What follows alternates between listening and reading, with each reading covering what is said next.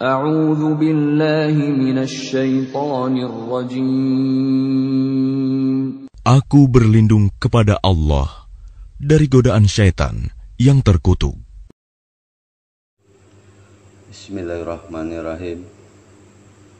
Assalamualaikum warahmatullahi wabarakatuh.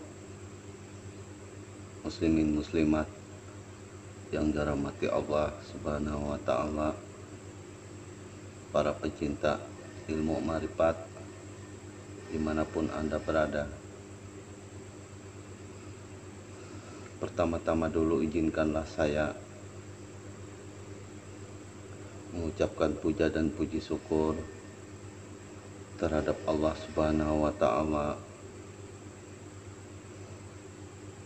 karena dengan rahmatnya, karena dengan inayahnya, sehingga hari ini saya bisa hadir kembali dalam rangka menyampaikan pencerahan, yaitu tentang ilmu ma'rifat. Dan tidak lupa pula saya sampaikan selawat dan salam kepada junjungan kita Nabi besar Muhammad Rasulullah Sallallahu Alaihi Wasallam beserta keluarganya, beserta para pengikut-pengikutnya, sahabat-sahabatnya, dan kaum muslimin muslimat yang dirahmati Allah Subhanahu wa taala.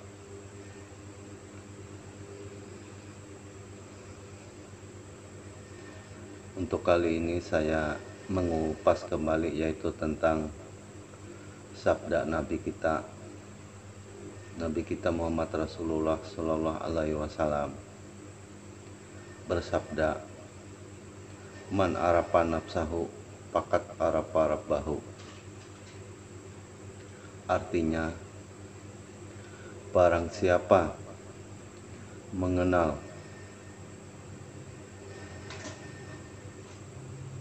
akan dirinya, niscaya mengenal akan Tuhannya. Dalam sabda ini, Nabi besar kita Muhammad Rasulullah Sallallahu Alaihi Wasallam sangat menekankan kepada kita sekalian, khusus umat muslim, dan juga bagi para pencinta ilmu ma'rifat, perjalanan itu dimulai dari dalam diri kita, yaitu dari dalam diri kita sendiri. Perjalanan itu mulai terus dari diri kita, diperjalankan itu mulai ke dalam, terus sampai kita menemukan diri kita. Akhirnya, serta alam dengan keindahan dan dengan keganjilannya hanyalah sebagai saksi pencari diri. Jadi sebelum kita mengenal Tuhan, maka kenalilah diri kita sebelumnya. Sebelum kita mengenal diri, lebih dahulu kenalilah diri Adam terlebih dahulu.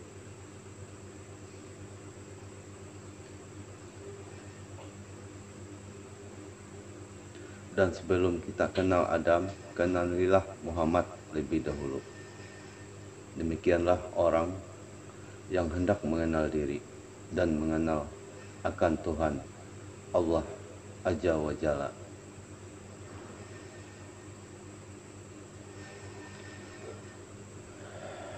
Muslimin muslimat yang dirahmati Allah Subhanahu wa taala. Baiklah, kita mulai dengan ayat yang berbunyi,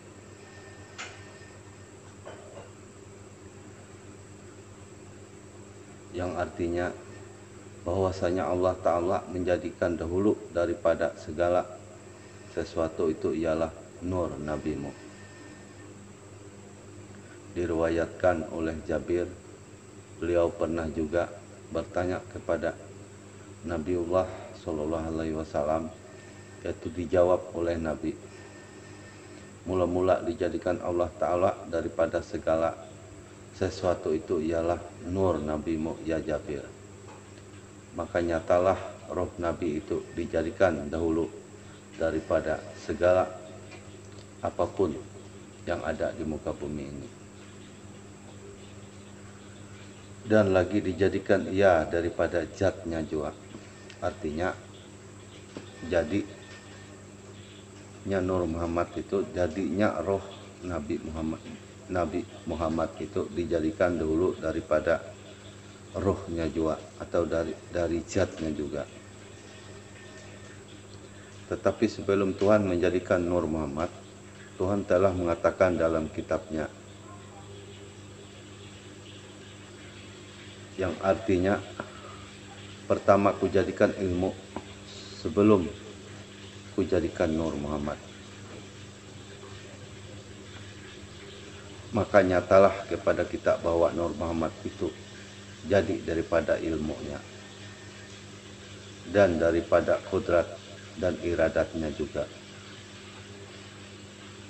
Seperti kata Syekh Abdul Wahab Sahrani, bahwasanya Allah Ta'ala menjadikan roh Nabi itu daripada zatnya juga dan daripada ilmunya juga, dan serta kudrat iradatnya, dan menjadikan ruh sekalian alam ini daripada Nur Muhammad Sallallahu Alaihi Wasallam.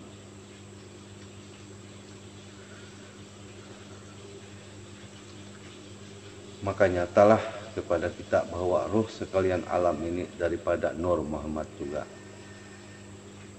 dan segala batang tubuh kita ini nyata daripada Adam alaihi wassalam. Tetapi Nabi Adam itu dijadikan daripada tanah.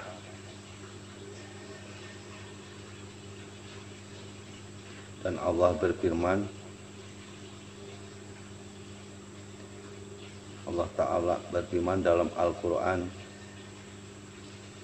Kullakul insana mintin. Artinya, aku jadikan insan Adam itu daripada tanah. Jadi jelas bahwa Adam itu tercipta dari tanah.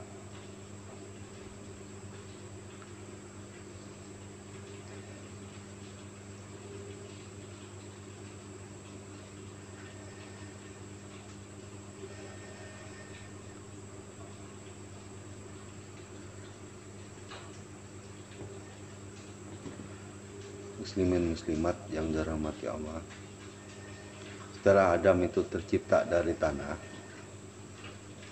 sedangkan tanah itu tercipta daripada air, jadi daripada air.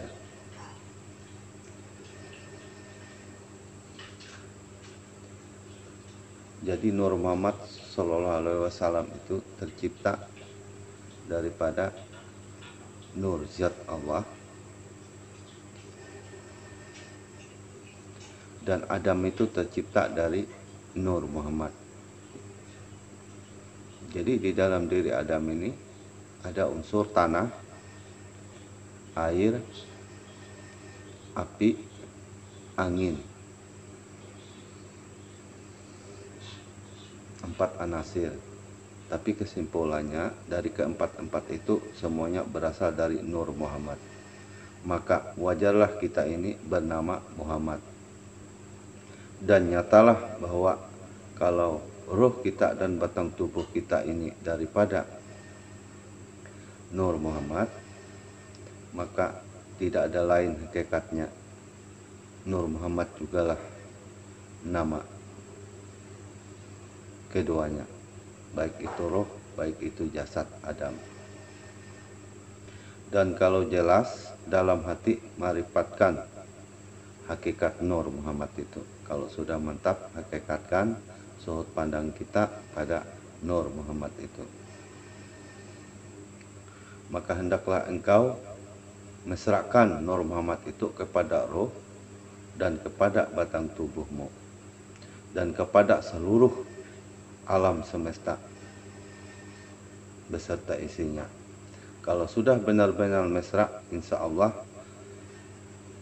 engkau akan melihat keelokan zat yang wajibal wujud. Itulah jalan daripada mengenal diri.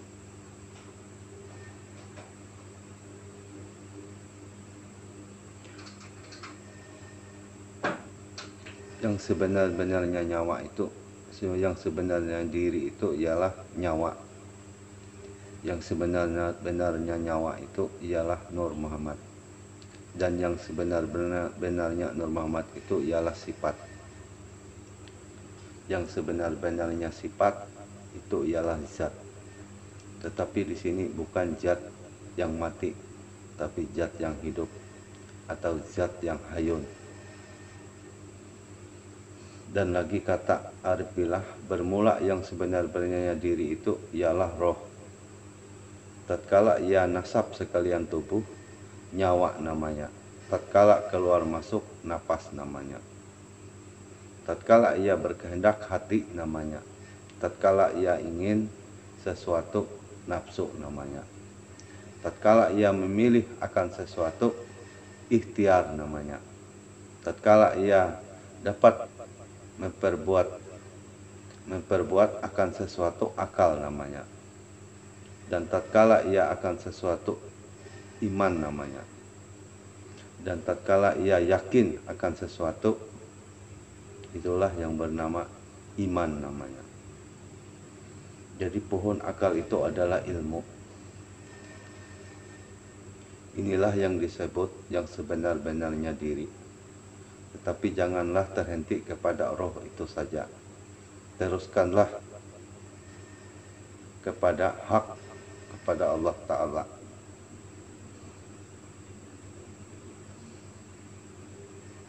Dan Allah berfirman, Ana minurillah wal alimu. Daripada cahaya Allah dan sekalian ilmu daripada cahayaku.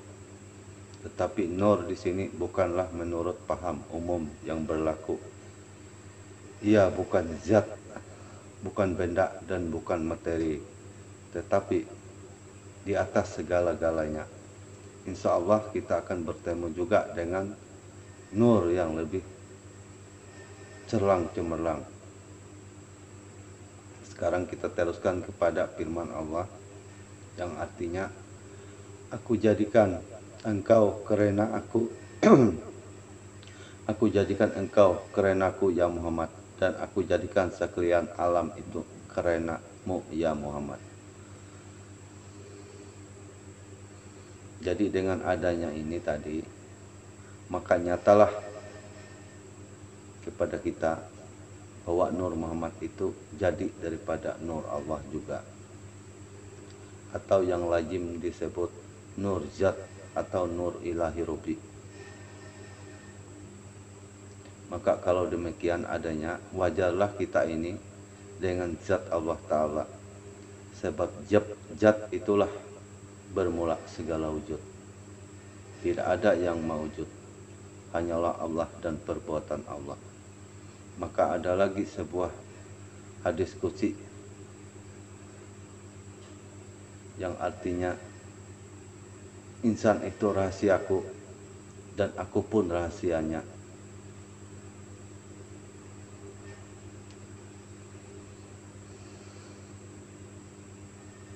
Jadi yang sebenar-benarnya insan itu ialah manusia. Yang sebenar-benarnya manusia itu ialah af'al Allah. Yang sebenar-benarnya af'al Allah itu ialah sifat Allah itu sendiri. Yang sebenar-benarnya sifat itu ialah zat. Karena zat dan sifat itu tidak menerima tunggal, dan zat dan sifat itu tiada sekutu dan tiada pula bercerai. Dan barang siapa menyekutukan zat dan sifat atau menceraikannya, maka tersebut dihukumkan syirik kopi. Orang yang menceraikan itu berdosa. Orang yang syirik itu syirik jali hidupnya. penuh dosa yang tiada maaf baginya.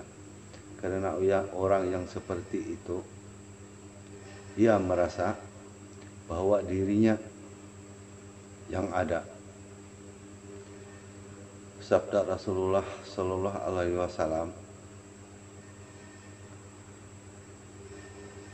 yang artinya syirik khafi itu adalah dosa besar. Jadi selama wujud Adam masih melekat dalam diri kita, perasaan kita masih melekat diri Adam, niscaya tiada sampai semua ibadat kita walau setinggi apapun. Jadi untuk melepaskan syirik khafi itu, keluarlah engkau dari diri engkau. Jadi keluarlah dari diri kita. Di sini kita bicarakan sedikit tentang diri kita yang sebenar-benarnya. Adapun diri kita ini ada 3 bagian. Itu pertama ialah diri yang sebenar. Diri yang sebenarnya ialah rahasia. Yang kedua ialah diri terperi. Diri terperi ini ialah bertubuh Muhammad. Yang ketiga ialah diri terdiri. Diri terdiri ini maksudnya diri yang terdiri dari insan, yaitu Adam alaihi wassalam. Jadi yang pertama tadi ialah kembali kepada yang hak. Kedua ialah kembali kepada rasa Muhammad. Jadi diri yang rahasia tadi kembali kepada yang hak. Diri yang terperi itu kembali kepada rasa, yaitu diri Muhammad.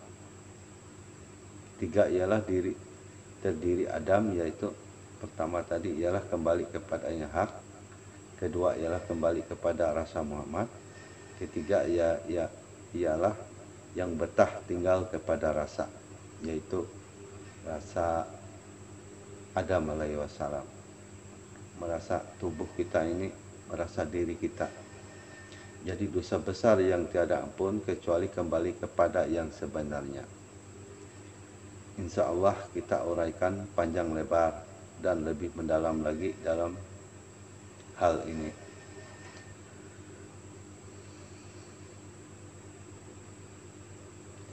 Siapa yang mengenal dirinya, niscaya akan mengenal Tuhannya. Man arafa nafsahu faqad arafa rabbahu. Artinya barang siapa mengenal dirinya, niscaya akan mengenal Tuhannya. Jadi sebelum mengenal Tuhan, kenalilah diri. Itu perjalanan kita dulu. Jadi kita dari dalam diri kita dulu, kita mengenal diri.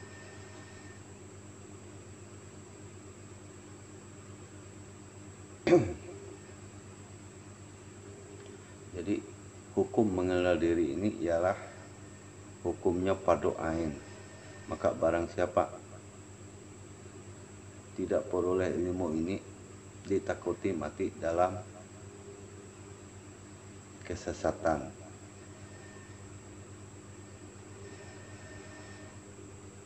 Muslimin muslimat yang dirahmati Allah Subhanahu wa taala.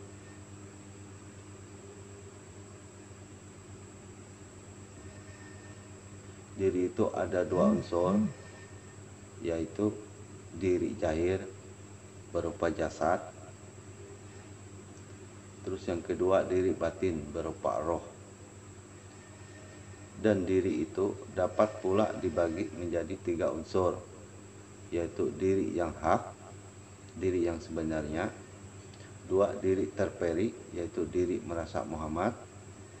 3 diri terdiri, yaitu merasa diri Adam. Dan roh itu ada 3 martabat, yaitu roh hidupi atau nafas yang keluar masuk. 2 roh mukayat yang bergerak ke seluruh tubuh. 3 roh mutlak yang tetap pada tempatnya. Dan zat itu ada 3 asma, yaitu zat ilahiyah, 1 zat ilahiyah, 2 zat musbiyah, 3 zat adahiyah. Dan diri zahir ada 2 unsur, terbagi 1 jasad yang mengandung roh, 2 roh yang mengandung jasad. Dan diri kita ini mengandung 2 aspek, 1 diri yang bersifat ketuhanan atau luhut, 2 diri yang mengandung kehambaan atau nasut. Dan dalam diri kita ini mengandung 3 rahasia. 1 rasa yang hak, itu rasa yang hak, rasa Tuhan. 2 rasa Muhammad, yaitu rasa Nur Muhammad.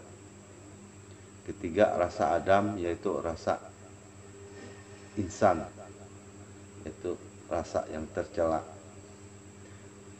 Dan di dalam diri kita ini ada suatu perbendaharaan yang tersembunyi. Di situ ada mahligai.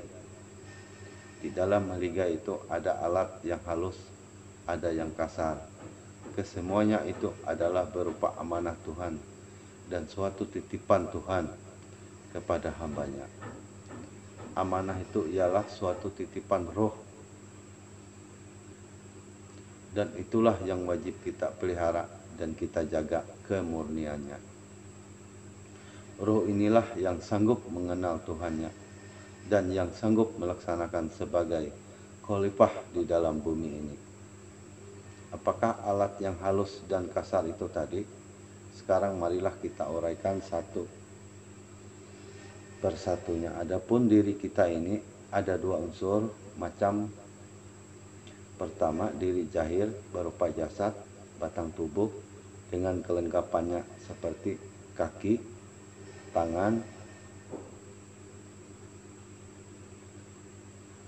hidung, mulut, mata, telinga, dan lain sebagainya. Serta dalam tubuh ini ada roh, hati, akal, dan nafsu, yang kesemuanya itu tergulung alam yang disebut alam sakir atau alam kecil, yang kesemuanya itu terdiri dari unsur-unsur api, angin, air, dan tanah atau bumi. Inilah yang disebut laksana kuda tunggangan yang menjadi alat bagi hakikat roh. Itulah sebagai penunggangnya. Kedua, diri batin yang bersujud kolbu atau roh. Jadi diri batin inilah yang bersujud kolbu atau roh. Bukannya berwujud benda dalam tubuh.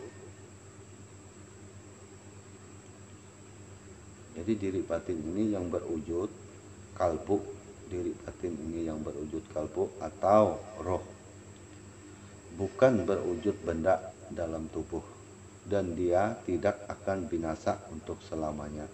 Dialah yang sanggup memerintahkan jasad. Dialah yang mampu mengenal Allah.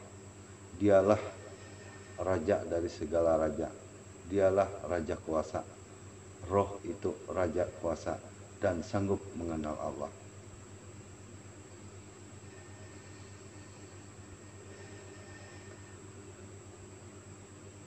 Muslimin muslimat yang dirahmati Allah Subhanahu wa taala. Kenapa maka dikatakan roh itu raja dari raja atau berkuasa di dalam diri kita? Sebabnya ialah karena itu adalah yang menjadi tempat mazhar kenyataan terang benderang sifat-sifat Allah. Ruh Muhammad itulah adalah dari nur menyata. Itulah yang dikatakan cahaya yang cerang cemerlang, yang tiada harapan. Tuhan bertejali kepadanya, atau Tuhan bertejali kepada Nur Muhammad, sedangkan sifat-sifat Allah itu ada pada zatnya. Maka apabila kita mendakwa kepada roh, maka haruslah ditembuskan pandangan kita kepada sifat dan zat Allah, supaya tidak terdinding lagi kepada Allah. Kalau kita terhenti kepada roh itu saja, tidak kita teruskan kepada Allah, maka kita terdinding kepada Allah. Kalau masih betah berdiam kepada Muhammad, berarti belum kembali atau belum pulang ke asalnya atau ke pangkalannya. Kalau sudah pernah tinggal landas, inilah yang dikatakan orang yang bergembira setiap saat. Sedangkan Rasulullah sendiri sebagai asal usul segala kejadian, beliau pulang kembali ke pangkuan ilahi. Apalagi kita ini hendaknya sama seperti perjalanan beliau.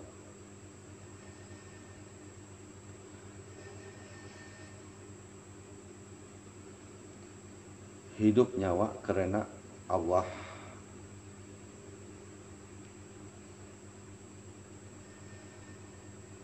Tahu hati karena roh. Tahu roh karena Allah. Kuasa anggota tubuh karena roh. Jadi rohlah yang berkuasa di dalam tubuh kita.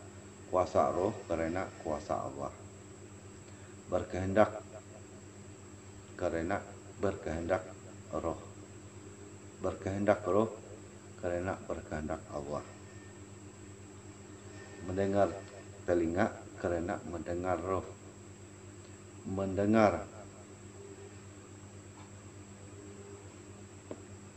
roh karena mendengar Allah. Jadi mendengar telinga karena mendengar roh. Mendengar roh karena mendengar Allah. Melihat mata karena melihat roh.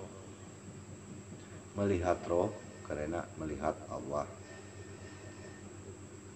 Berkata mulut karena berkata roh. Berkata roh karena berkata Allah. Maka kita rumuskan pula tentang diri batin itu sebagai berikut. Wujud batin hakikatnya adalah wujud Allah. Kepada kita dijadikan rahasia. Maksudnya tentang zat Tuhan itu tidak dapat dilihat dan diraba, hanya dengan nur iman dan dirasakan oleh sinar hati kita sendiri. Inilah yang dimaksud oleh hadis yang berbunyi, insan itu rahasiaku dan aku pun rahasianya.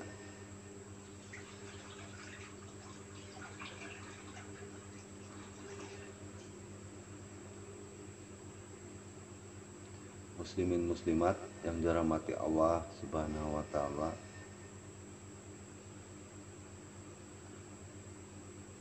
Inilah yang dimaksud oleh hadis Rasulullah, insan itu rahasiaku dan aku pun rahasianya. Ilmu batin hakikatnya adalah sifat Allah yang kepada kita menjadi nyawa roh, dan roh itulah tempat mazhar sifat-sifat Allah hingga dia berkuasa memerintahkan jasad dan lain-lainnya. Nur batin berhakikat asma Allah yang kepada kita menjadi hati. Maksud hati itu adalah tempat mazhar daripada asma Allah. Suhud batin hakikatnya adalah af'al Allah yang kepada kita menjadi batang tubuh. Maksudnya batang tubuh kita ini adalah tempat mazhar dan tempat nyatanya perbuatan Allah Subhanahu wa taala. Jalannya adalah bahwa segala amal usaha lahir yang dilakukan oleh manusia, tapi pada hakikatnya dan pada batinnya adalah semata-mata perbuatan Allah. Maka hal itu dinamakan penyaksian batin. Karena amal usaha zahir itulah yang membuktikan perbuatan batin. itulah yang membekas. Karena terjadi sifat-sifat batin yang tidak bias lepas dari wujudnya, yakni zatnya yang maha kuasa. Demikianlah yang dinamakan tauhid zat, tauhid sifat, tauhid asma, tauhid af'al. Maka melihat sesuatu apa saja perbuatan Allah, maka dengan demikian panaklah yang lain, yakni wujud lahir dan sifat lahir. Dikala itu tidak ada yang ada kecuali batin, maka sekarang batinlah yang melihat batin, melihat gerakan zat dari itu. Maka jelaslah sekarang kepada kita bahwa yang memandang ia yang memandang. Dan kalau sudah mantap pandangan ini, dengan sendirinya naiklah ke makam bakabilah. Karena pada makam ini seperti ucapan ahli tasawuf, baka itu ialah daripada Allah dan dengan Allah. Muslimin muslimat yang dirahmati Allah, saya rasa hanya sekian yang perlu saya sampaikan. Mudah-mudahan apa yang saya sampaikan bisa bermanfaat. Wabillahi taufik wal hidayah. Assalamualaikum warahmatullahi wabarakatuh.